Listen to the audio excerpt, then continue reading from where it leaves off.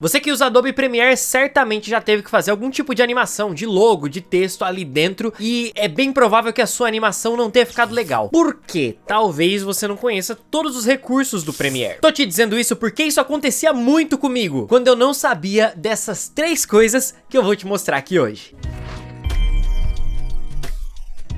Primeira dica de animação no Premiere. Imagina a seguinte situação, você tem esse fundo branco e você quer fazer com que esse logotipo venha aqui de baixo e pare nessa posição final. A gente vai criar uma animação com o primeiro keyframe aqui, posicionando o logotipo lá embaixo e depois, mais ou menos um segundo ali na frente, a gente volta o logotipo para a posição original. E aí, quando você der play, a sua animação vai estar desse jeito. E qualquer pessoa que assistiu o seu vídeo vai olhar com aquela cara, tipo...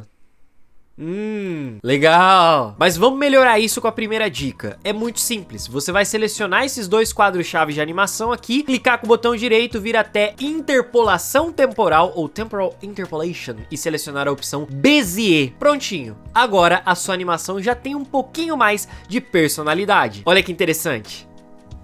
Ela tem uma aceleração e uma desaceleração. Tá, Matheus, mas isso é o básico do básico. Sim, só que assim como você não sabia disso no começo, tem gente que tá no começo e também não sabe. Mas essa primeira dica já leva a gente pra segunda, que é muito mais legal do que essa. Quando você transforma esse modo dos keyframes pra Bezier e ele vira essa ampulheta, no momento que você clicar nessa setinha aqui, ó, do lado do keyframe, tá vendo? A gente vai revelar um gráfico de velocidade de animação. E a segunda dica é essa, usar esse gráfico de velocidade pra gerar resultados ainda mais legais. Quando você clica em um dos keyframes agora, ó, a gente tem esse pequeno handlezinho, tá vendo? É um cabinho, uma coisinha que a gente pode segurar e puxar. Basicamente, ó, quando você clica aqui e arrasta, olha que legal. Tô arrastando ele pra baixo, a gente tem um desenho de uma curva. Essa daqui é uma curva de aceleração e desaceleração. Só por eu ter feito isso, ter modificado a curva do jeito que tá, olha como o logotipo já ganha mais personalidade.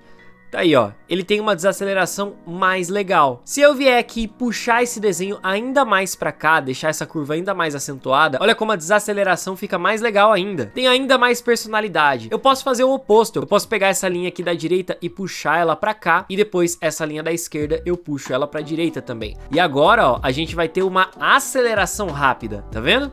Olha aí, viu como é que ele vem devagarzinho e acelera? Então, aqui a gente já tem uma outra forma de ter essa animação. Uma das que eu particularmente mais gosto é deixar esse pico aqui de velocidade no centro, tá vendo? Puxando os 2 aqui assim e deixando o pico aqui no centro. Porque isso vai fazer com que o logo ele acelere e desacelere.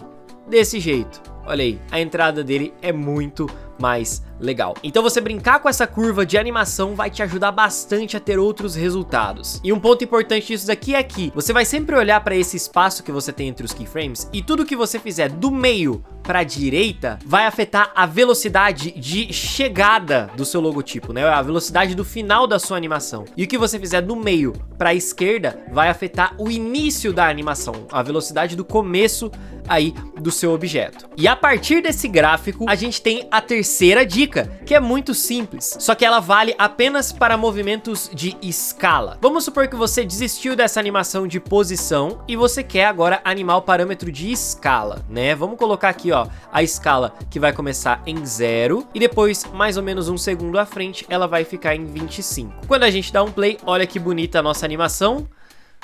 Digna de PowerPoint, né? Fala sério. Mas ó, o que a gente vai fazer aqui? Você já viu as primeiras dicas, então, vamos selecionar os keyframes e vamos colocar aqui em Bezier. E agora a gente tem uma aceleração mais suave? Legal. Vamos fazer um desenho com um gráfico aqui, ó. E a gente tem uma aceleração ainda mais bacana, ainda mais personalizada. Show! Mas a graça desse parâmetro de escala é esse daqui, ó. A gente consegue criar um desenho de gráfico que você pode puxar, por exemplo, o final aqui do gráfico pra baixo. E olha só, o gráfico fica parecendo uma ondinha que sobe, vai até lá embaixo e volta pra cima, né? Você tá vendo esse desenho malucão aqui? Então, o que esse desenho representa? Ele representa o que nós chamamos de overshoot, que é quando a gente tem um elemento que, em vez de só surgir, é como se ele fizesse um...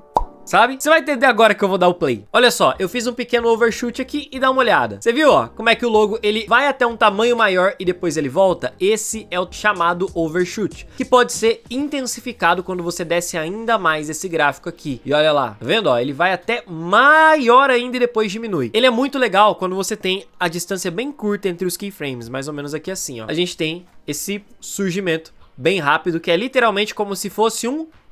Viu só? Melhor efeito sonoro que você poderia usar aqui no surgimento de objeto assim. Legal demais, né? Você pode fazer isso no começo também, né? Se de repente você quiser que ele, por exemplo, depois aqui eu quero que ele saia de cena. Vou criar um keyframe, depois aqui na frente coloco ele em 0 de novo. E aqui agora o que eu posso fazer? Eu vou pegar esse keyframe aqui e vou jogar ele pra cima. E aí, olha lá.